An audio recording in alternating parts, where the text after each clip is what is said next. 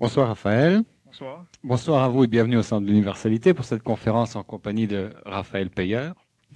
Je vois qu'on a un petit coin de ciel bleu ce soir au-dessus de nos têtes. Le soleil fait une percée, c'est intéressant.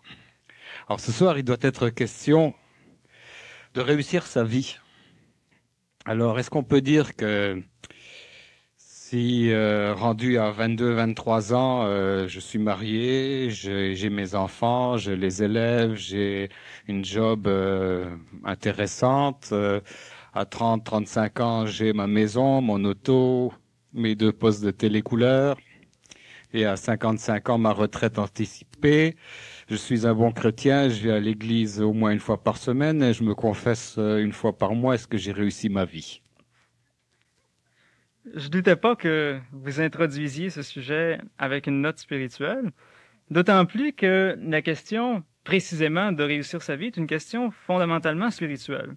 On va essayer ce soir donc de répondre exactement à cette question sur laquelle vous entamez donc cette discussion, et en se posant surtout des questions primordiales autour des grandes articulations ou des grandes règles, si on veut, qui peuvent nous permettre éventuellement de réussir sa vie. Peut-être vaudrait mieux commencer par se demander comment, puisque c'est le thème de la conférence, comment réussir sa vie, pour ensuite se rendre compte et poser la question, mais qu'est-ce que réussir sa vie, hein?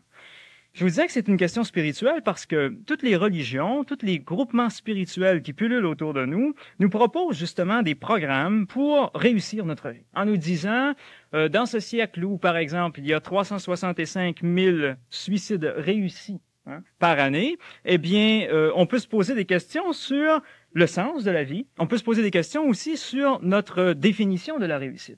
Et un des hommes qui a posé, à mon sens, la question avec le plus de vigueur et aussi avec le plus d'intelligence, c'est justement un homme qui est à la tête d'un grand mouvement spirituel dans le monde et dont le siège international est à Pasadena, en Californie, c'est Herbert Armstrong. Herbert Armstrong, qui est l'éditeur en chef de la revue La Pure Vérité. Vous connaissez peut-être, en fait, que tout le monde connaît puisqu'elle est éditée à plusieurs millions d'exemplaires, plusieurs dizaines de millions d'exemplaires, en plus de 10 langues. Bon, c'est une revue qui paraît tous les mois, qui est distribuée gratuitement. Alors, c'est une masse d'informations et une masse de papier, imaginez-vous, hein, des millions, des dizaines de millions d'exemplaires diffusés dans le monde entier. Il a commencé, je crois, dans les années 30, avec une revue qu'il publiait à 250 exemplaires. Bon. Il est rendu avec une structure incroyable, avec précisément des installations, notamment à Pasadena ou également en Angleterre, qui sont tout à fait particulières, puisque ce sont des bâtiments très souvent, ou en fait dans deux cas en particulier, qu'il raconte d'ailleurs dans un livre que je vous présenterai tout à l'heure, 2 bâtiments de multimillionnaires qui ont donc réussi leur vie un peu dans les termes que vous l'avez présenté tout à l'heure. Alors, ils ont fait beaucoup d'argent, ils ont construit un édifice extraordinaire, mais ils sont morts.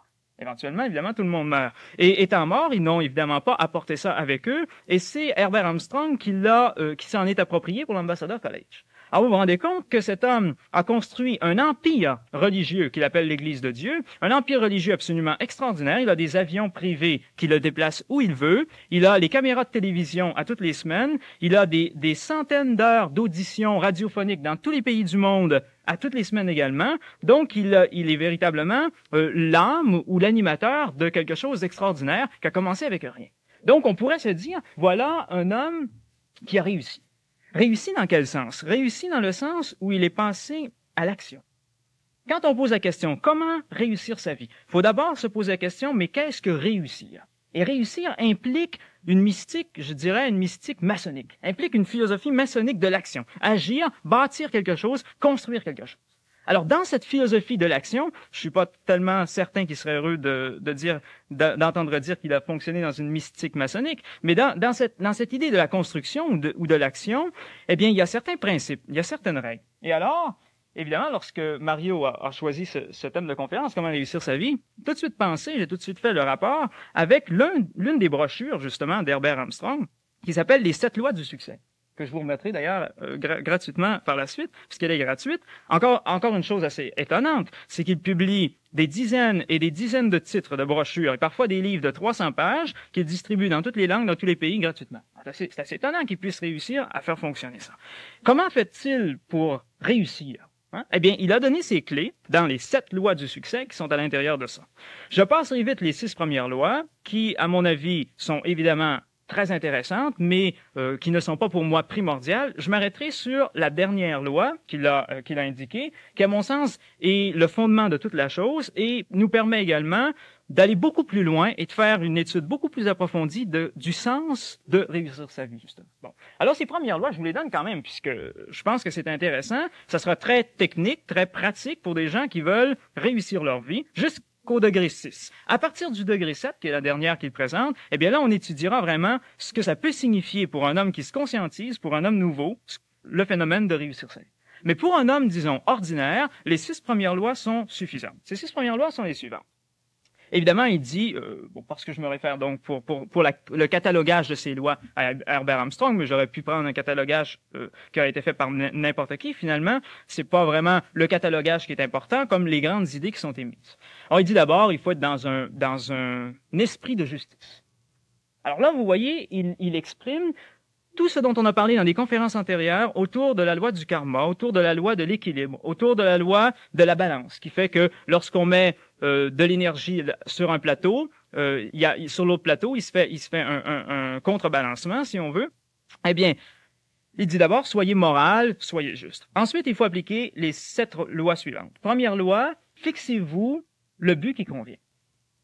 Ça aussi, dans des conférences antérieures, on en a souvent parlé. Avoir un but, avoir un objectif dans la vie. Combien de gens sur Terre n'ont pas d'objectif dans la vie, n'ont pas de but, ne se sont pas identifiés à un idéal, et alors ils se demandent pourquoi ils s'ennuient, pourquoi ils ne savent pas quoi faire, pourquoi il n'y a plus suffisamment de canaux sur leurs 110 pitons pour la télévision, il n'y a plus suffisamment de canaux pour les distraire. Eh bien, c'est parce qu'ils n'ont pas justement fixé un but très précis à atteindre, quelque chose à réaliser qui crée comme une forme pensée qui tend à se réaliser et qui aspire la personne vers cela. Bon, première loi donc qui a fait qu'Herbert Armstrong, je le prends donc comme exemple, il se prend pas lui-même comme exemple, mais je trouve que c'est un très bon exemple de quelqu'un qui réussit, en tout cas dans les 6 premiers degrés. Alors, fixez-vous un but qui convienne. Deuxième loi, l'éducation ou la préparation.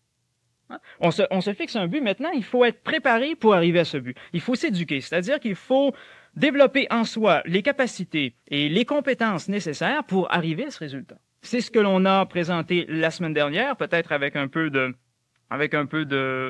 rigueur, mais c'est ce qu'on a indiqué autour des principes de l'éducation. Il faut donc développer un système d'éducation, se préparer soi-même par des phases bien particulières, des étapes bien particulières, à être en mesure de remplir les fonctions et les exigences que notre but exige, demande. Alors, évidemment, c'est tout le domaine de la préparation. Il y a un aspirant à l'initiation à Sherbrooke qui répète souvent dans ses conférences, il ne faut pas brûler d'étapes ou il ne faut pas sauter d'étapes. C'est très important, être en mesure de se discipliner, d'établir des objectifs très précis à réaliser sur le plan éducationnel et puis y arriver, c'est-à-dire obtenir, si on veut, la formation ou la préparation nécessaire. Deuxième loi, donc, se préparer correctement, puisque on n'est pas un animal qui reçoit tout par instinct, qui sait réaliser tout à la naissance, mais on a besoin d'apprendre à marcher, on a besoin d'apprendre à parler, on a besoin d'apprendre à faire tout ce que l'on veut réaliser, donc demande une certaine dose d'apprentissage. Deuxième loi, donc, éducation. Troisième loi, la bonne santé. Évidemment, si vous avez un objectif extraordinaire, vous avez une éducation qui vous permet d'avoir tous les schémas nécessaires pour réaliser vos objectifs et que vous n'avez pas la santé, vous êtes très handicapé. Hein? Le don le plus précieux de la vie, c'est bien la santé. Alors, pour réussir sa vie, évidemment, il faut avoir une santé suffisante pour nous permettre d'agir, pour nous permettre d'avoir, au niveau du mental, une certaine clarté, une certaine lucidité dans ses émotions, etc. Ça demande une certaine discipline. Ça demande aussi, d'une certaine manière, une éducation, puisque Armstrong est quand même intéressant, bien que je partage pas toutes ses opinions. Il dit que les hommes du 20e siècle sont des bébés adultes. Hein? Par exemple, au niveau de l'alimentation, c'est des bébés adultes. Ils mettent tout ce qu'ils voient dans leur bouche. Hein? Ils mangent de n'importe quoi, exactement comme un enfant. Vous le mettez dans un carré de sable, vous vous rendez compte, vous le regardez, il est en train de manger du sable. Bon, ben l'homme adulte fait un peu la même chose en empiffrant toutes sortes de substances qui n'ont rien à voir avec une alimentation saine et qui le détruisent, si on veut, sur le plan de la santé. Troisième loi, la santé. Quatrième loi, l'énergie et l'esprit d'initiative. Hein, une espèce de combativité qui soit bien orientée, qui fasse que on prend les choses en main, qu'on n'est pas face au but à atteindre amorphe, et sans vie, mais qu'au contraire, on y met tout le dynamisme nécessaire, toute l'énergie nécessaire. Cinquième loi, la débrouillardise. Face à l'imprévu, des choses parce qu'évidemment, dans un projet, il y a toujours des imprévus, il y a toujours des problèmes qui surgissent. Face aux problèmes, être capable, par une bonne dose de débrouillardise, de réaliser ce qui se passe et d'être en mesure d'y apporter une solution. Hein? J'ai un ami qui dit souvent, il n'y a pas de problème, il n'y a que des solutions. Ben, ça, c'est une attitude de débrouillardise. Maintenant, c'est pas tout le monde qui, de nature, est porté face à un problème à dire, ben, en fait, il n'y a que des solutions autour de ça. Esprit de débrouillardise. Sixièmement, évidemment, c'est peut-être l'une des lois les plus importantes, la persévérance. Face à un but qu'on veut atteindre, si on n'a pas la persévérance, c'est certain qu'on ne l'atteindra jamais. C'est peut-être justement ce qui fait qu'il y a 365 000 suicides par année, c'est-à-dire 1000 par jour, dans le monde, parce que tout à coup, des gens se retrouvent face à des idéaux qu'ils avaient, des objectifs qu'ils avaient, et dans une situation où tout semble être inutile, tout semble ne plus pouvoir concourir à ce résultat. Alors ils sont face à un certain échec, un certain constat d'échec, et ils n'ont pas la persévérance de dire oui, mais encore. Bon. Alors ça, c'est la persévérance. Et la septième loi, qui est évidemment la loi d'un spiritualiste, et qu'on va analyser peut-être à un niveau très différent de celui d'Herbert Armstrong, évidemment. Herbert Armstrong dit comme les hommes réussissent avec ces 6 lois, ils se bâtissent des empires financiers, ils deviennent riches, ils deviennent plein de serviteurs, etc. Ils ont leurs avions, ils ont leurs pensions, ils ont tout ce qu'ils veulent, sauf qu'ils ressentent intérieurement un vide très profond. Ils sentent que la vie, en fait, ne leur a pas vraiment apporté grand-chose. Ils sont plus capables éventuellement de se supporter eux-mêmes et ils finissent par considérer que leur vie a été un échec. Bon. Alors, il dit, cette septième loi que les gens oublient, c'est le contact avec Dieu. Alors, c'est sur cette septième loi que je veux parler ce soir, non pas avec les termes qu'Herbert Armstrong utilise, parce que les termes qu'Herbert Armstrong utilise sont les termes d'une institution qui est celle qu'il a fondée, mais de ce contact avec, nous ne dirons pas nous, Dieu, mais avec la vie elle-même. On peut vouloir réussir sa vie et vivre d'une vie artificielle, c'est-à-dire une vie qui fait partie de tout ce mouvement d'achat de la voiture de l'année, d'achat de la mode, etc. Tout ce mouvement artificiel qui nous entoure, qui fait comme un peu paralyser ou alors distraire notre conscience, et puis ne pas participer à cette vie de l'esprit. Cette vie de l'esprit qui est une vie universelle, et avec laquelle plutôt on doit tranquillement communier, c'est-à-dire s'unir très profondément, pour ne pas être des êtres extérieurs qui vivons d'une réussite exotérique, si on veut, purement extérieure, mais des êtres qui intérieurement participent à cette réussite de la vie universelle. Et cette réussite de la vie universelle, c'est une réussite qui passe par la transcendance. Cette semaine, à la bibliothèque Atwater, je donnais une conférence sur la naissance de l'idéal Rose-Croix. J'ai expliqué un peu cette idée de la transcendance, c'est-à-dire être en mesure, peut-être ça va vous étonner, de se décentrer. L'homme qui vit seulement avec les 6 premières lois de la réussite se centre, c'est-à-dire qu'il est le centre de tout son univers. Alors tout tourne autour de lui, les factures et les objets, tout tourne autour de lui, et c'est lui qui en devient comme l'axis mundi, l'axe central, et ce qui progressivement fait en sorte que il n'y a plus d'autre chose pour cet individu-là que lui-même. Alors il vieillit, il faiblit, ses sens commencent à le tromper un peu. Alors comme il n'a que lui comme valeur finalement essentielle, puisqu'il s'est centré uniquement sur lui, eh bien il semble, à mesure que sa personnalité décroît, à mesure qu'il n'est plus capable de marcher sans une canne, par exemple, il semble qu'il perd en même temps tout. Il perd vraiment toute sa réalité. Évidemment, la personne qui réussit avec les 6 premières lois, quand elle est dans la fleur de l'âge, quand elle est dans la réussite, hein, quand les gens l'attendent à la table de présidence ou à la table d'honneur de tous les banquets ici et là, cette personne-là, elle se sent très bien, elle sent sa vie comblée parce qu'elle est en mesure de supporter une vie artificielle de par sa force biologique, de par sa conscience extérieure qui est très forte. Mais du moment que cet individu perd un peu de cette conscience extérieure, de cette vigueur, de cette virilité exotérique, eh bien, il perd en même temps tout son point de référence. C'est pourquoi cette 7e loi, qui est la loi de la transcendance, nous amène progressivement à une expérience de l'universalité. On est ici au centre de l'universalité. D'ailleurs, l'expression est assez curieuse parce que ça équivaut à peu près à parler du centre de l'universalité, ça équivaut à peu près à parler dans le langage d'Yvon Deschamps à la droite de partout, hein, à la droite du Père et à la droite de partout. Alors, où est le centre de l'universalité, je vous le demande, hein? Alors, on parle du centre de l'universalité, mais il faudrait aussi, d'une certaine manière, penser en termes, justement, d'une universalité qui n'a ni début, ni commencement, ni centre, évidemment, c'est-à-dire une universalité à laquelle on va fusionner et qui nous permet cette expérience qui est en quelque sorte de se décentrer, c'est-à-dire de prendre son centre et de le mettre hors du moi. Hein? On a entendu parler dans les années qui sont passées, qui étaient les années d'effervescence un peu de la mystique ésotérique. On a entendu beaucoup parler de la vie impersonnelle ou de la vie universelle.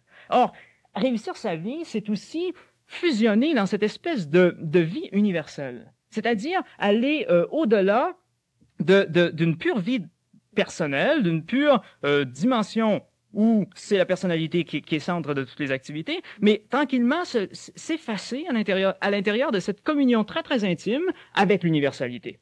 Lorsque Herbert Armstrong parle du contact avec Dieu, je ne sais pas avec quel Dieu il veut que les gens aient un contact, et je ne connais pas non plus véritablement la nature de ce contact, puisque je ne le connais pas personnellement, puis tout ce que j'en sais, c'est des lectures autour de ses écrits, mais lorsque moi je vous parle d'un contact avec Dieu, je vous parle d'un contact avec la vie universelle, impersonnelle, et ce contact-là qui fait en sorte que tranquillement vous perdez de cette espèce de dimension figée, exotérique de votre personnalité, et vous participez à quelque chose de beaucoup plus vaste. Hein. Mais ça ne correspond pas à un contact avec Dieu qui, par exemple, serait semblable à celui des Romains. Hein.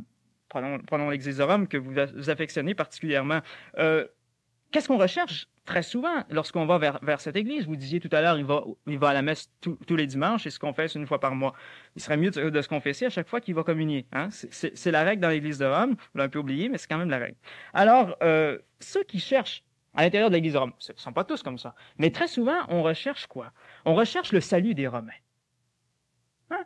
Vous savez comment était constitué le peuple romain. Bon, évidemment, lorsque le siège de l'Église romaine s'est installé évidemment à Rome, ils ont pris un peu de sa politique romaine, des Césars, etc. Qu'est-ce qu'on recherche? On recherche le salut des Romains, c'est-à-dire que l'on considère que l'Église romaine est une meilleure assurance-vie ou une assurance-vie plus solvable que la Sun Life.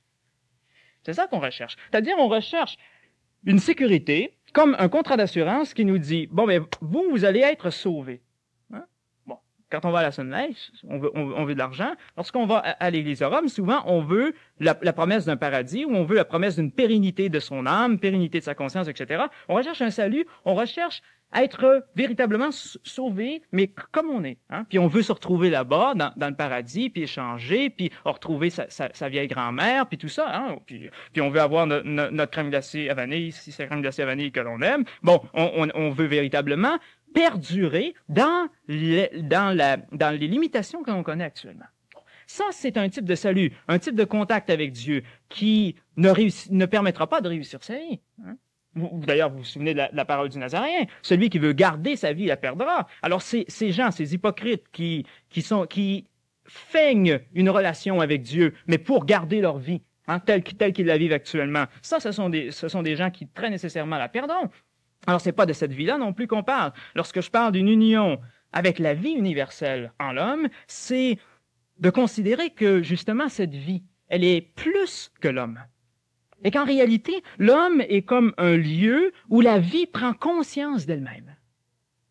Dans l'homme, lorsqu'un individu vraiment vit cette 7e loi de la réussite et qu'il communie très intensément avec les plans de la vie de l'esprit, eh bien, il se rend très vite compte que ce n'est pas en fait lui qui grandit, mais c'est la vie universelle qui, pénétrant en lui de façon libre, s'auto-appréhende comme vie, c'est-à-dire réalise en quelque sorte sa propre conscience.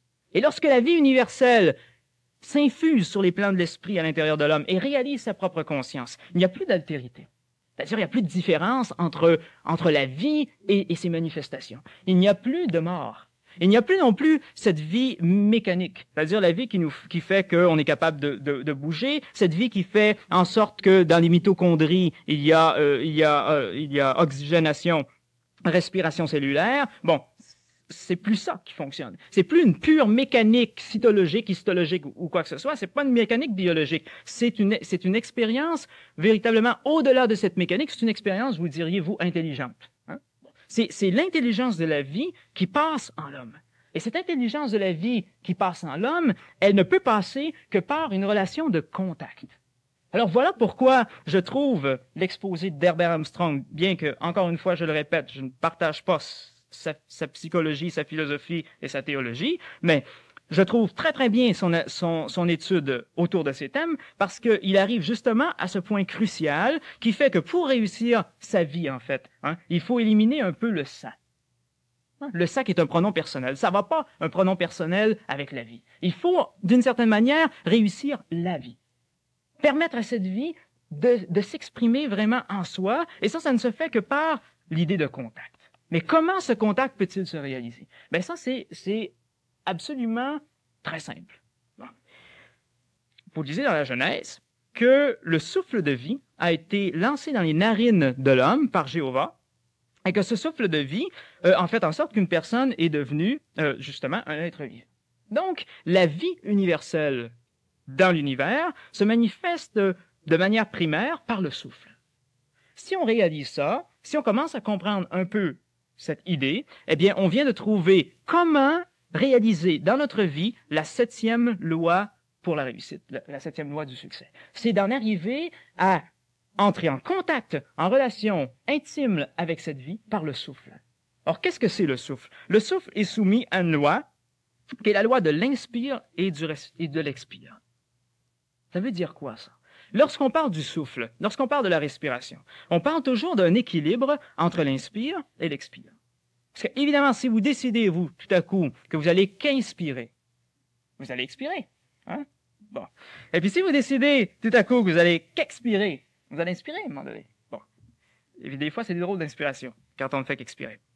Alors, ça veut donc dire que le mécanisme de la respiration, premier outil de fusion avec la vie universelle, doit se faire de manière équilibrée entre l'inspire et l'expire, c'est-à-dire entre une phase d'intériorisation que les magiciens appellent l'oratoire, que les psychologues appellent l'égoïsme, que les physiciens appellent la phase endothermique, que les spiritualistes appellent la phase intérieure.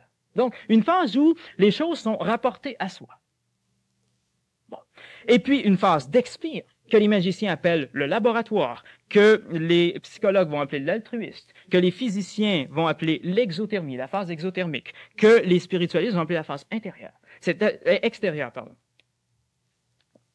Expire, extérieur, c'est ça. Inspire tout à l'heure, c'était intérieur. Alors, ça veut donc dire que dans sa vie, il faut faire et user d'un juste dosage entre l'égoïsme et l'altruisme. Entre la phase oratoire, réceptive, et la phase laboratoire, active. Il faut faire un juste usage entre la phase endothermique, d'intériorisation des choses, d'incorporation en soi, la phase exothermique, d'extériorisation des choses, d'aller vers l'autre. Donc, il faut être en mesure de pouvoir entrer dans la retraite de soi-même et aussi, d'une certaine manière, et dans un rapport d'équilibre, s'extérioriser vers l'autre, travailler, si on veut, avec l'autre. Et cette unité de la vie, la même unité de la vie qui fait que lorsque vous absorbez de la nourriture, cette nourriture devient votre propre corps, c'est-à-dire fusionne par le mécanisme de la vie à l'unité de votre organisme biologique, mais c'est cette même force qui, sur le plan biologique, matériel, s'exprime sur les plans de l'esprit pour faire en sorte, éventuellement, qu'au niveau psychologique, on arrive à cet équilibre, qu'au niveau également sacré, je dirais, on arrive à cet équilibre entre la phase intérieure et extérieure, entre la phase ésotérique, si vous voulez, et la phase exotérique. Mais ça signifie quoi? Ça signifie qu'il faut devenir conscient de cette réalité. C'est-à-dire qu'il y a des gens sur la Terre, tout à l'heure, je vous ai dit réussir sa vie en quelque sorte, c'est que la vie prenne conscience d'elle-même à l'intérieur de l'homme. Il y a des gens qui fonctionnent sur la Terre de manière mécanique. Ils passent leur vie de manière mécanique. Et on peut, de manière mécanique, réussir sa vie jusqu'à un certain point avec les 6 premières lois. Parce que si vous mettez sur pied les 6 premières lois dont on a parlé, vous allez réussir votre vie, ça c'est certain, sur un plan extérieur, jusqu'à ce que votre corps, vous laisse tomber. Mais ça ne sera pas une réussite totale parce que vous aurez été inconscient. Donc, si on prend cet exemple du souffle, il doit donc être essentiel dans notre vie que le souffle soit conscientisé. Parce que, imaginez-vous une chose, l'homme peut se priver de plein de choses. Il peut se priver de boire pendant un certain temps, de manger, etc. Mais il ne peut pas se priver de respirer. Donc, la respiration sur le plan de la vie, encore une fois, qu'on le prenne seulement sur un plan physiologique, c'est essentiel. Eh bien, cette respiration sur le plan de la vie, malheureusement, elle est, la plupart du temps, totalement inconsciente. Alors, il faut qu'en Occident, on apprenne progressivement à prendre conscience, à conscientiser très intérieurement toutes ces fonctions qui nous apparaissent mécaniques. Car réussir sa vie, c'est de passer du mécanique à l'intelligence. C'est de passer d'un pur enchaînement conséquentiel à quelque chose qui est véritablement conscientisé. Alors la respiration, c'est important. C'est-à-dire, lorsque vous inspirez, lorsque vous expirez, il faut vous rendre compte, il faut au moins à quelques reprises dans la journée, savoir que lorsque vous inspirez, vous êtes dans cette phase où vous prenez la vie universelle qui est autour de vous. Parce que la vie, les orientaux l'avaient bien compris dans la notion du prana, les occidentaux l'ont compris dans la vision de l'éther, mais tout autour de soi, il y a les forces de la vie qui nous environnent. Et lorsqu'on respire, on est égoïste, on est en phase oratoire, on prend pour soi cette vitalité universelle, on l'intègre à notre propre structure, de telle sorte que cette vie, elle va venir activer, encore une fois, nos mitochondries puis tous nos organes cellulaires. Bon. C'est de prendre conscience de ça. Si vous le faites de manière mécanique, vous allez vivre. Ouais, survivre, si vous voulez. Si vous le faites de manière consciente, eh bien, ça sera beaucoup plus puissant, ça sera beaucoup plus efficace, parce que votre conscience elle-même va tirer de cette expérience le but de son existence, en quelque sorte. Puisque nous sommes là pour tirer de l'expérience certaines leçons. Alors, par la participation de sa conscience, eh bien, dans ce mécanisme de respiration, c'est tous les mystères qui nous sont révélés. Et on se rend compte que dans la vie, donc, on est aussi plus ou moins de manière équilibrée. Ça, il faut arriver à le réaliser. On est cette personne qui s'extériorise et cette personne qui s'intériorise. Ensuite, vous buvez de l'eau. Hein? Y a-t-il quelque chose de plus bête que de boire un verre d'eau? Hein? Et de plus machinal même. Mais c'est pas du tout réussir sa vie, c'est pas de boire de l'eau machinalement, parce que vous pouvez boire des hectolitres d'eau machinalement, ça va rien changer. Il faut, lorsqu'un homme prend un verre d'eau, hein, et puis qu'il en absorbe une gorgée, il faut qu'il réalise des choses extraordinaires. Par exemple, que cette eau qui est dans ce verre, elle est vectrice de vie, qu'elle va descendre à l'intérieur de tout son organisme, qu'elle va lui apporter cette force de vie. Lorsqu'il ne le réalise pas, qu'il prend machinalement un verre d'eau, ça apporte une vie biologique. Lorsqu'il prend son verre d'eau, le même verre d'eau, et puis qu'il conscientise sur le plan d'esprit, non seulement cette vie biologique fait en sorte que son organisme demeure en état d'action, mais en plus, son esprit est vitalisé. Il nourrit son esprit de par sa propre attitude de conscience par rapport à son geste de boire. Manger, c'est la même chose. C'est pourquoi les civilisations, jusqu'à nos jours, ont fait de la nourriture un acte de la nourriture et du fait de manger un acte sacré. Alors, prenez les Romains, prenez toutes les civilisations anciennes, prenez le christianisme avec l'Eucharistie. Le manger, c'est un phénomène sacré parce que c'est encore un phénomène où la vie s'exprime, cette vie biologique qui fait en sorte que les particules alimentaires qu'on absorbe deviennent notre propre corps, mais aussi une vie de l'esprit. Parce que ce n'est pas seulement une vie mécanique qui est dans la nourriture, mais c'est le hoc enim corpus meum, c'est le corps de la vie universelle, c'est le corps de Dieu, si vous voulez, qui est dans cette nourriture, dans cette nourriture que vous absorbez. Donc, tout est au niveau de l'esprit. Ce que je veux essayer de faire comprendre, c'est que cette 7e loi, ce n'est pas une loi artificielle de croire en quelque chose qui serait sur un nuage ou on ne sait pas trop, ou de croire en un concept théologique de Dieu, ça n'a rien à voir. C'est de réaliser que toute chose matérielle a une contrepartie dans l'esprit, dans la mesure où on prend conscience de cette contrepartie dans l'esprit. Ça, c'est ça qui est fondamental. Et si on prend conscience de cette contrepartie qui nourrit et qui sustente notre vie de l'esprit, eh bien, on répond à la grande demande, finalement, qui nous a été faite. Vous savez, Saint Grégoire de Nice, je vous cite souvent les saints et les docteurs de l'Église, il faut bien me laisser quelques petites choses. Eh bien, Saint Grégoire de Nice disait, l'homme a été conçu avec le devoir de devenir Dieu. Autrement dit, l'homme n'a pas le droit d'échouer.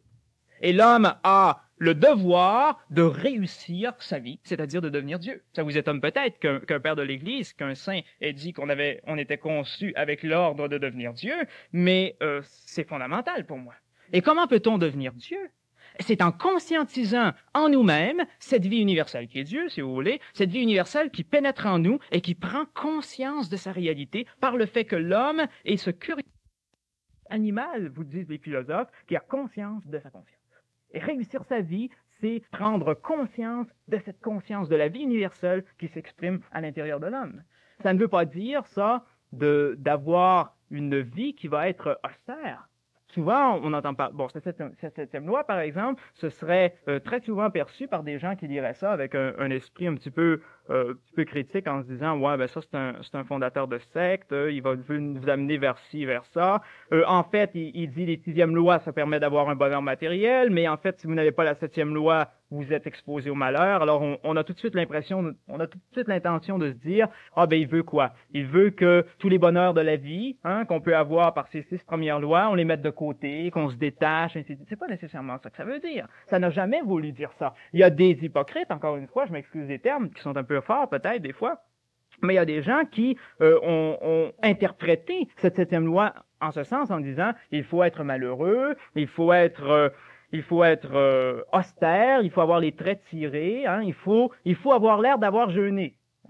Nazaréen n'a jamais dit ça, il a dit il faut pas avoir l'air d'avoir jeûné. C'est ça qu'il a dit à ses disciples. Et en ce sens-là, il y a un livre absolument étonnant, disons que je ne le cautionne pas non plus dans son entièreté. C'est un livre de mon ami André Moreau. Il m'avait dédicacé ça en 79 en m'écrivant pour pouvoir aller trop loin. André Moreau, le plaisir et sagesse. André Moreau dit à l'intérieur de ce livre-là que autrefois l'homme a dû chercher le plaisir dans le bien et que maintenant il doit chercher le bien dans le plaisir.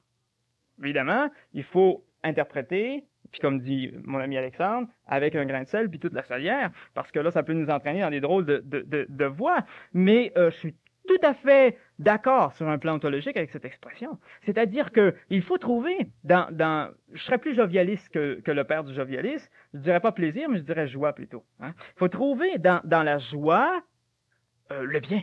C'est-à-dire dans cette attitude tout à fait joviale, dans cette attitude de bonheur. Ça me fait penser à la balade des gens heureux de Gérard Lenormand.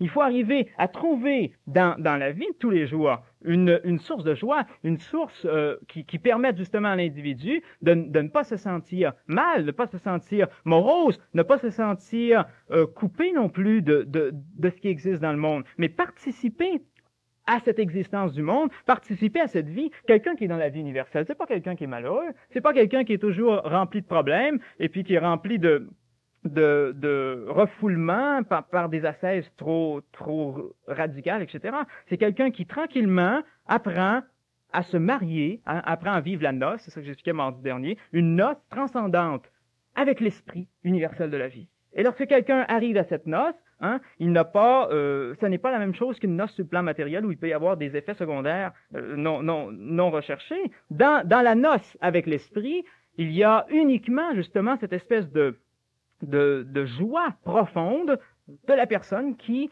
arrive éventuellement à se dépasser elle-même, à se décentrer. Donc elle n'a plus peur, parce que c'est la peur qui enlève la joie, n'a plus peur de se perdre, n'a plus peur de perdre quelque chose, puisqu'elle participe à l'universalité de la chose. Alors évidemment, elle n'a plus aucune angoisse existentielle de se dire oui, mais peut-être que je vais être anéanti, peut-être que je ne me sauverai pas et rechercher ce salut ici et là, alors que le salut est tout près dans la consommation d'un verre d'eau, dans le fait de s'asseoir à table, de manger dans un silence lorsque c'est possible, avec une attitude qui fait que cette vie qui est incorporée au corps, eh bien, elle participe aussi, à une nourriture supérieure. Et dans les gestes quotidiens, c'est de prendre tous les gestes de sa vie, le fait de s'asseoir, de parler, le fait d'écouter, le fait de se lever, comme un moment dans l'expression de la conscience de la vie. impersonnelle, de la vie universelle, hein, et puis dire finalement un peu comme Renaud le dit, le philosophe Renaud, le chanteur français, qui dit te raconter enfin qu'il faut aimer la vie et l'aimer même aussi. Hein, le temps est assassin et emporte avec lui le rire des enfants. Alors ces banalités temporelles qui nous entourent et qui finalement ne sont qu'une d'importance secondaire et malheureusement auxquelles on s'attache trop souvent de manière très importante, eh bien ces choses autour, il faut aller au-delà. Hein. Il y a aussi Émile Nelligan qui fait son célèbre poème sur la vie et qui découvre en la vie gardelle mortelle, dit-il, c'est la chair des corbeaux. Il finit par découvrir dans la vie quelque chose de très négatif parce qu'il s'est laissé prendre au piège d'une vie extérieure, une vie exotérique qui nécessairement a son terme, a sa fin. Et il n'a pas été en mesure de se décentrer dans un acte d'amour, puisque c'est par l'amour qu'on se décentre, qu'on vit la noce, tant sur le plan matériel que sur le plan psychique ou sur des plans supérieurs. Mais il n'a pas été capable de faire ce geste, et c'est pourquoi donc il a terminé enfermé à l'hospice, très jeune, parce que il a trop centré sa conscience sur une extériorité qui disparaît. Et Émile Nelligan m'a troublé très profondément dans ma jeunesse parce que il y a des thèmes qu'il a développés dans ses poèmes qui sont suffisamment forts pour complètement ébranler des individus, surtout des individus qui vont vers la conscientisation, notamment un poème qu'il écrit devant deux portraits de ma mère, hein, où il présente un portrait de sa mère jeune, et un portrait de sa mère âgée, un peu attaqué, si on veut, par le temps, et puis il décrit par son poème ces deux choses-là. On voit vraiment que sa conscience a été complètement mise sur cette vie de l'apparence, sur cette vie artificielle. Et alors c'est intenable, insoutenable. C'est tellement insoutenable qu'on va vers le délire, comme hélas, il a sombré dans l'abîme du rêve. C'est la fin de son poème Le vaisseau d'or, où là vraiment il exprime toute son expérience. Il est d'abord un vaisseau d'or, hein, qui se promène sur des mers inconnues, qui est à la quête, dont le mât touche l'azur, hein, et puis il termine dans l'abîme du rêve. Il termine dans les abîmes les plus profonds et les plus sombres, parce qu'il n'a pas su communiquer avec cette dimension universelle de la vie. Alors, ensuite, vous allez pouvoir poser vos questions enfin, mais je voulais véritablement mettre un accent sur cette noce. Je voulais mettre un accent sur ce contact, sur cette fusion avec l'universalité de la vie, qu'on n'a pas à rechercher dans une espèce de spéculation métaphysique, hein, dans un au-delà inconnu, mais qu'on a à chercher dans des choses très très simples, dans le fait de regarder un enfant sur la rue lorsqu'on va sortir tout à l'heure, et puis de réaliser que là s'exprime cette vie universelle, dans le fait, je le répète, de boire un verre d'eau, des gestes très très simples de la vie de tous les jours, qui sont des gestes initiatiques. Les gens cherchent des grandes initiations, avec surtout des grades longs comme ça, des médailles, toutes sortes de choses extérieures, alors que la véritable initiation, c'est de vivre la vie, mais non seulement vivre la vie, mais réussir la vie. C'est-à-dire réussir à ce que cette vie vraiment prenne comme possession de soi-même, nous entraîne dans une nouvelle vie. Hein? Une vie qui n'est plus du tout sous le registre limitatif de notre petite coque personnelle. Et alors, c'est comme ça que l'homme atteint l'immortalité. On cherche toutes sortes de clés, on veut regarder la médecine qui s'agite autour des différents problèmes pathologiques.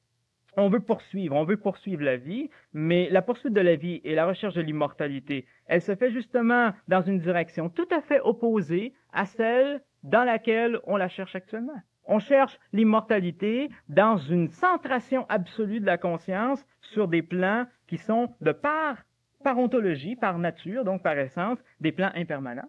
Alors que l'immortalité, elle réside dans le fait, hein, de boire ce verre d'eau en y découvrant toute cette conscience universelle qui est derrière.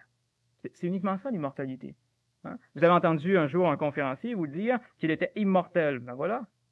Être immortel, ce n'est pas de ne pas disparaître et ne pas être décomposé par les vers dans le sol. Être immortel, c'est acquérir, à un moment donné dans son existence, cette conscience universelle de la vie. Cette conscience universelle de la vie, c'est ça, la réussite de la vie. Vous pourrez réussir votre vie à tous les niveaux que vous voudrez. Si vous n'avez pas ça au terme, c'est un échec. C'est un constat d'échec, c'est un effondrement total de cette réussite qui vous attend. Et c'est pas possible autrement, puisque cette réussite extérieure, qui ne tient pas compte de l'équilibre d'une part entre l'inspire et l'expire, qui est cette dialectique de la vie, si on veut, eh bien, cette réussite ne peut pas avoir de pérennité, ne peut pas entrer dans le royaume de l'universalité. Pour pouvoir entrer dans le royaume, on a peut-être là-dessus, première partie de l'exposé, pour entrer dans le royaume, il faut être préparé. Et pour être préparé, il faut être en mesure d'accepter, de mettre de côté un certain aspect de la conscience, qui est un aspect ancien de la conscience, l'aspect involutif du fait de se retourner vers soi et commencer à vivre sous le registre de prendre son centre et d'aller le mettre dans l'universalité, autrement dit, dans un registre beaucoup plus axé sur l'expire. L'involution, c'est inspiration. L'évolution, c'est expiration. Et il expira, eh bien, c'est dans cette expiration éventuelle que l'homme arrive à se sortir de sa coque et à entrer dans le monde de l'universalité, comme lorsque un individu arrive à sortir de la matrice maternelle et entrer dans l'univers, dans le monde que l'on connaît. C'est par une sortie, c'est par une extériorisation à ce niveau-là, et c'est cette extériorisation diamétralement dans la pensée et elle est liée au fait de l'inspiration aussi. Donc, par cette inspiration de l'universalité, il y a comme une expiration du limité, et là, vous participez à cette conscience transcendante de la vie, et là, vous savez ce que c'est que la vie. Mais la vie, c'est, pour reprendre les paroles de notre ami Bernard de Montréal, la vie, c'est simple lorsqu'on la comprend, c'est complexe lorsqu'on la comprend pas. Puis pour comprendre la vie, il s'agit simplement de voir le mécanisme de la vie sur un plan extérieur, la respiration. Vous avez compris le principe de la respiration, vous avez compris le principe de la vie, et vous êtes en mesure d'entrer dans cette vie tout à fait autre qu'est la vie universelle. Et alors, la vie personnelle, la vie limitée, semble être un état de mort par rapport à cette vie qui est maintenant une participation consciente à la totalité de la réalité, si on veut. Alors parlons donc encore de cette préparation de l'homme avec ce contact avec la vie universelle. Il s'agit ici, lorsque vous parlez de vie universelle, de l'énergie qui nous anime, de la flamme qui brûle en nous, d'une énergie pure qui n'est pas colorée par quoi que ce soit. Et si on reprend par analogie ce que vous avez développé au niveau de la respiration, on peut dire aussi que à tous les plans de la santé, qu'elle soit physique, vitale, astrale ou mentale, ça procède à peu près de la même loi, c'est-à-dire d'aspiration et d'expiration, ou bien d'absorption et de rejet. On le comprend très bien au niveau du plan physique, du plan vital. Ça devient déjà un peu plus compliqué au niveau de l'astral, des émotions que l'on absorbe et qu'on rejette.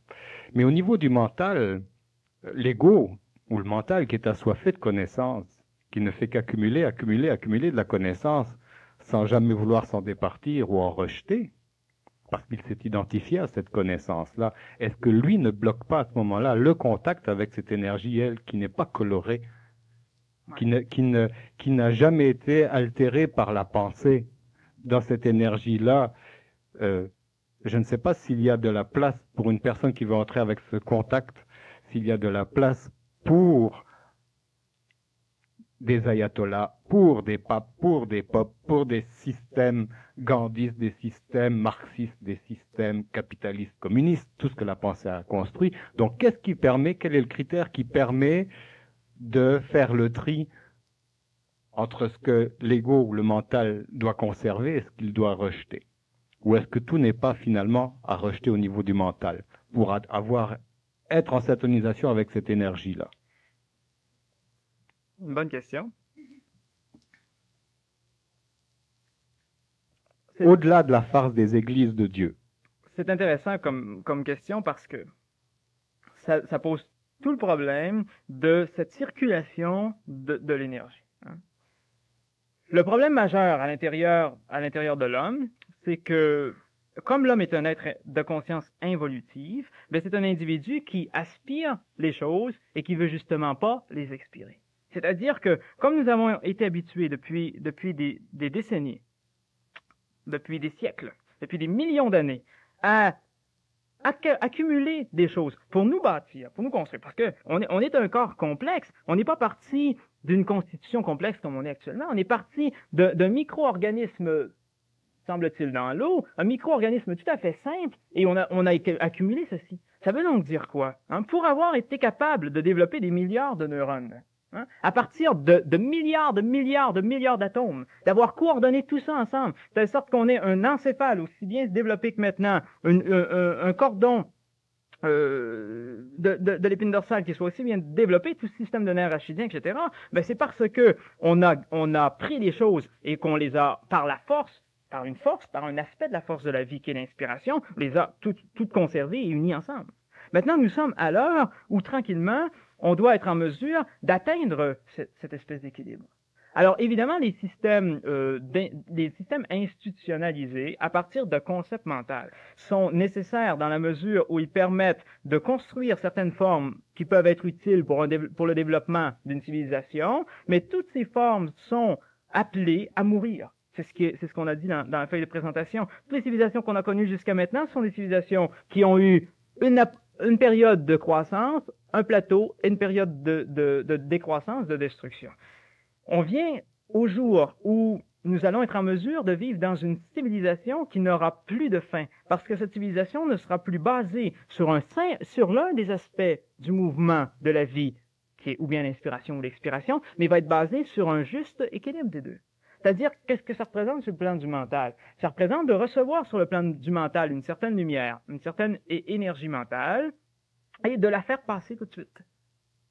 De ne pas la conserver en cas de besoin, ne pas la ranger un peu comme, c'est très animal, c'est l'écureuil qui ramasse ses glands puis qui les cache. Bon, ça a été bon, c'est important d'ailleurs encore pour l'écureuil, ça a été très important pour l'homme parce que s'il s'était pas ramassé de la nourriture pendant l'hiver, alors qu'on n'avait pas les moyens de communication qu'on a maintenant, les serres, etc., il serait mort. Donc, on a eu une période où il a fallu accumuler, puis c'est normal. Et il y a encore beaucoup de gens aujourd'hui qui sont c'est pas nécessairement mauvais, mais qui sont encore dans cette psychologie des conserves, où ils accumulent beaucoup parce que il y a une période qui semble arriver qui va être plus creuse. C'est d'accumuler lorsqu'on a les vaches grasses, au cas où il y aurait des vaches maigres.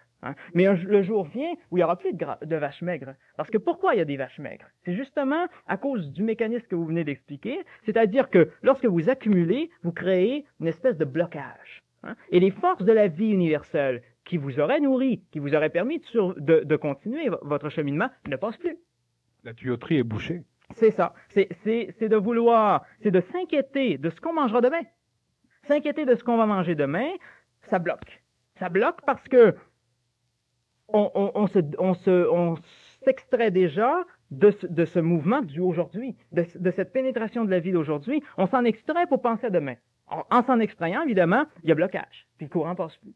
Alors, évidemment, tous ces systèmes idéologiques ont souvent été comme cela. C'est-à-dire qu'on a voulu perpétuer quelque chose. On a voulu perpétuer une idée, on a voulu assurer la pérennité d'un concept. Prenons le marxisme, par exemple.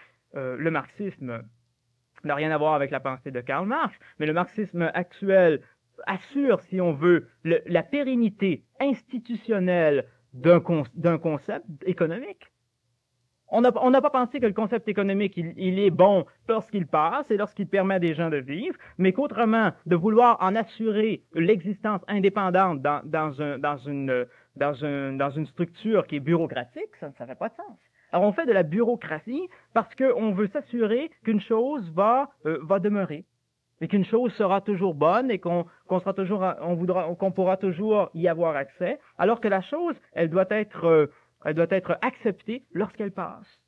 Et puis, là l'énergie passe, vous êtes bien, eh bien, il s'agit de vivre ce moment où on est bien, de vivre ce moment intense de communion avec cette force universelle, avec cette vie universelle, et puis, pour plus tard, c'est certain que cette énergie va continuer, parce qu'on baigne dans cette force. Le seul problème, il est lorsque on veut la conserver. Et la conserver, ça veut dire quoi? Ça veut dire, comme vous l'avez mentionné, s'identifier à elle. Ne vouloir plus faire qu'un avec une portion de cette universalité. On peut prendre un exemple très concret. Vous croyez à la réincarnation. Bon. La réincarnation, c'est un aspect de la conscience cosmique, de l'intelligence cosmique. Vous croyez à la réincarnation, vous croyez tellement à la réincarnation que vous vous identifiez à la réincarnation. Lorsque vous vous identifiez à la réincarnation, qu'est-ce qui se passe? Vous êtes bloqué de tous les autres aspects de la conscience universelle que celui auquel vous vous êtes voué corps et âme, la réincarnation. De telle sorte que vous n'avez plus accès à la réalité de la résurrection, vous n'avez plus accès à la réalité de l'immortalité, vous avez accès à un concept réduit de cet universel. Eh bien, si c'est comme ça sur le plan du mental, c'est également comme ça sur le plan des émotions. C'est-à-dire qu'on prend une portion de l'universel, de la vie universelle, et on la découpe. On fait comme une dissection dans l'universalité de la vie. Quand on fait une dissection, qu'est-ce qui arrive? On meurt. Donc, on entre dans le registre de la mort, et on s'emplit le corps d'ossements de mort. C'est pour ça qu'on parle dans ces termes-là. C'est-à-dire qu'on remplit notre conscience de réalités qui sont rendues totalement dévitalisées par le fait que, justement, on les a coupées de par notre activité cérébrale, etc., on les a coupées de l'authentique vie, de la source qui les soutenait. Ça veut dire qu'on ne peut pas s'empêcher d'élaborer des concepts, mais on ne doit pas rester accroché à eux pour pas qu'ils se cristallisent et qu'ils finissent par boucher la tuyauterie, qu'on ait besoin de Drano demain pour nettoyer ça, pour que l'énergie puisse passer. On ne peut pas se séparer des concepts de toute façon. On est obligé de cheminer avec eux, mais il ne faut pas les figer. C'est ça. Vouloir faire le rejet de tous les concepts, de toutes les idéologies, de toutes les institutions. C'est des marchepieds, quand même. Ça, c'est aussi tout à fait ridicule. Parce que l'homme vit aussi de cette phase de cristallisation, c'est-à-dire de cette phase d'extériorisation. On inspire, on reçoit, on se branche, mais ensuite, on fait de cela quelque chose de réel. C'est-à-dire, on passe en laboratoire, on en construit une société. Ce qu'il faut, c'est réaliser que cette société, elle fait partie de ce mouvement. Donc, durant la période où, globalement, vous expirez, eh bien, c'est correct que vous le construisez. Mais à un moment donné, il faudra reprendre le mouvement et inspirer. Et alors, tout ce que vous avez expiré va retourner au chaos. C'est la théorie extraordinaire qu'on va d'ailleurs étudier en partie la semaine prochaine. C'est la théorie du Big Bang. Hein? Je crois au Big Bang. Bon, ben ce Big Bang scientifique, hein, ça va très loin parce que c'est justement cette expiration et cette inspiration, et c'est un moment où l'univers est en espèce d'expansion et où là tout se construit sur le plan extérieur. Et on pourrait s'étonner et s'émouvoir face aux différentes réalités de l'univers et dire que c'est une belle planète, que c'est un beau système solaire, que c'est un bel univers. Hein? Mais on sait que tôt ou tard, cette espèce de vie universelle qui s'exprime par l'expansion va tout à coup se contracter et que tout ce bel univers va retourner au chaos initial. C'est, autrement dit, pour bien comprendre le phénomène de la vie, il faut accepter l'expérience de la mort. C'est-à-dire l'expérience de la dissolution absolue. Hein? Il y a deux choses dans la vie. Il y a la dureté absolue, c'est-à-dire la constitution, comme vous dites, d'un concept qui va se cristalliser, puisque c'est sa fonction aussi de se cristalliser, mais ensuite, l'expérience de la dissolution absolue. Que ce concept vienne se dissoudre dans l'universel pour redonner, c'est l'animal hein, qui naît sur la planète. Prenez un rat, pourquoi pas, un rat qui naît sur la planète, qui fonctionne, qui a sa vie organique, mécanique, et tout à coup, il meurt. Hein? Et tous les constituantes qui le composent, qui s'étaient organisées suivant un aspect des forces de la vie, vont se dissoudre dans le chaos, retourner au sol, nourrir des plantes, vous allez manger des plantes, vous mangez le rat. Hein? Bon, et il y a un recyclage éternel. Eh bien, au niveau des concepts, parce que à mon avis, c'est une erreur de ne pas considérer à un très haut niveau la loi d'analogie. Et cette loi d'analogie permet de voir dans ce rat qui naît et qui se décompose et qui vous renourrit par la suite, eh bien, ça nous permet de voir la même chose dans les concepts. Alors, le concept que vous regardez, par exemple, le marxisme, qui est devenu, puisque vous avez souligné ce terme, le marxisme qui est devenu opposé presque à la doctrine de Karl Marx, qui n'a plus rien à voir avec ce qui lui a donné naissance, c'est un concept cristallisé. La même chose avec la pensée cartésienne. Avec la pensée cartésienne qui a perdu la carte. Oui, tout à fait juste. Alors, ces concepts qui sont cristallisés, on ne peut pas dire non plus, ils sont mauvais, il faut s'en débarrasser, Non. Ce sont des rats qui sont en train de se décomposer.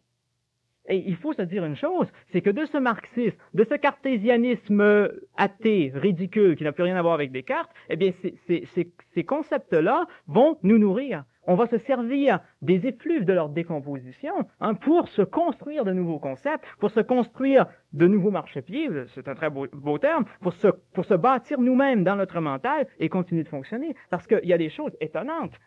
Dans notre mental actuellement, nous avons des atomes qui ont appartenu à des corps mentaux passés. C'est-à-dire que dans notre organisation, bon, je ne vous parle pas du cerveau. Déjà, au niveau du cerveau, ce serait facile à prouver que nos vieux ancêtres, qui se sont décomposés, on a fini finalement par réincorporer leurs molécules de carbone, etc., puis qui sont dans notre cerveau. Donc, on a du carbone dans notre cerveau, qui vient de monsieur et madame Homo erectus. Bon, on a du carbone qui vient d'un peu partout. Ce carbone a une mémoire. Ce qui fait que notre cerveau participe à la mémoire d'entités qui nous ont précédés dans les plans invisibles, participe également à la mémoire, dans certains cas, puis ça se fait par le mécanisme de l'évolution, de la constitution ou de la conscience de certains animaux. Ce qu'on a dans notre mental, les particules, par exemple, de certains chiens, de certains chats qui ont vécu il y a des centaines d'années, on a des molécules chimiques, on a des atomes chimiques de ces entités dans notre propre cerveau. Donc, on est constitué à ce niveau-là. Mais c'est pas de ça que je veux parler. C'est pas non plus du fait que, par la respiration, comme l'ont dit certains livres de vulgarisation, on respire à chaque inspiration, on incorpore du carbone qui est passé dans les poumons de Napoléon. Bon, alors, il y a sur le plan éthérique une mémoire, encore une fois. Donc, on a du Napoléon, lorsqu'on respire, on a du Caligula aussi, on a de tout qui entre à l'intérieur de notre respiration. Et ça, ils ont fait des études assez étonnantes parce que on peut prouver que à chaque inspiration, il y a en nous, il entre en nous un volume d'air qui est passé vers les poumons de Napoléon. C'est étonnant. Mais plus loin encore, au niveau de notre mental, c'est-à-dire de notre corps mental, dans le monde mental, il y a des atomes mentaux, il y a une structure mentale qui vient non pas tellement du cerveau, et non pas du tout du cerveau, mais de vieux concepts. De telle sorte qu'aujourd'hui, lorsqu'on pense, on pense avec les pensées des autres, c'est-à-dire qu'on pense avec ces vieux concepts qui se sont décomposés. De telle manière que lorsque le chrétien parle de l'Eucharistie comme une représentation de l'événement du Golgotha, il pense avec de vieux concepts mythologiques qui appartenaient à des civilisations très anciennes qui ont commencé à vivre l'expérience du sacré et du spirituel sur la Terre il y a des milliers d'années. Lorsque on pense en termes de justement de rapport cartésien, on a à l'intérieur de nous des vieux concepts karmiques qui nous arrivent de l'Orient et qu'on a assimilé à l'intérieur de notre véhicule mental, qui fait qu'on a ce type de pensée, qu'on a ce type d'appréhension du réel, du monde qui nous entoure. Ça, c'est très, très, très intéressant parce que ça montre que ces concepts qui ont existé autrefois, eh bien, on en est, d'une certaine manière, participant. Et qu'on ne peut pas les rejeter et dire, moi, je suis totalement en dehors de ce vieux système de pensée, je suis totalement en dehors de la pensée mythologique qui nous a précédés, de la pensée des premiers temps du christianisme, et ainsi de suite, parce que tout cela, d'une certaine manière, baigne notre mental et constitue notre mental. Donc, comme la décomposition d'un corps physique permet la construction de nos propres corps physiques, la destruction des concepts et la destruction des émotions des temps passés construisent notre corps mental, notre corps émotionnel. De telle sorte que, on pourrait dire, nous sommes des êtres civilisés, alors en voyant un combat de lutte, on ne devrait pas nécessairement sécréter de l'adrénaline et être prêt à passer au combat. Mais il faut comprendre que dans notre corps émotionnel, on a des structures, on a des atomes, on a des constituants qui viennent des vieux corps astrales, des hommes qui autrefois, lorsqu'ils voyaient un combat, il fallait qu'ils s'activent, parce que s'ils s'activaient pas, ils passaient. Alors il fallait qu'ils participent au combat. Alors c'est pourquoi il y a cette espèce de folie furieuse autour de la lutte, par exemple, puisque vous connaissez Télé7 à Sherbrooke. Télé7 à Sherbrooke a sa plus haute cote d'écoute sur les étoiles de la lutte. Bon. Alors les gens, le dimanche, ils sont à leur écran de télévision et puis ils sécrètent de l'adrénaline. Ils sont en position de combat devant leur écran avec des gens qui luttent. J'entendais des reprises d'une émission de radio qui a eu lieu, je crois, l'an dernier et Puis Dominique Michel faisait un espèce de monologue, puis elle disait que aujourd'hui on n'a plus besoin d'avoir un foyer parce que on peut acheter une cassette vidéo de 2 heures, vous mettez ça dans votre télévision, puis vous voyez le feu qui brûle pendant 2 heures. Hein? On n'a plus besoin d'avoir un aquarium, vous mettez votre cassette de 2 heures, vous voyez vos poissons qui se promènent dans l'aquarium, vous n'avez pas besoin de les nourrir, vous n'avez pas besoin de nettoyer, etc. Bon, alors un peu de la même manière, on n'a plus besoin aujourd'hui d'aller sur l'arène, on n'a plus besoin d'être au forum, on n'a plus besoin d'être à Rome, puis de vivre des combats. On peut s'asseoir devant sa télévision, puis les regarder.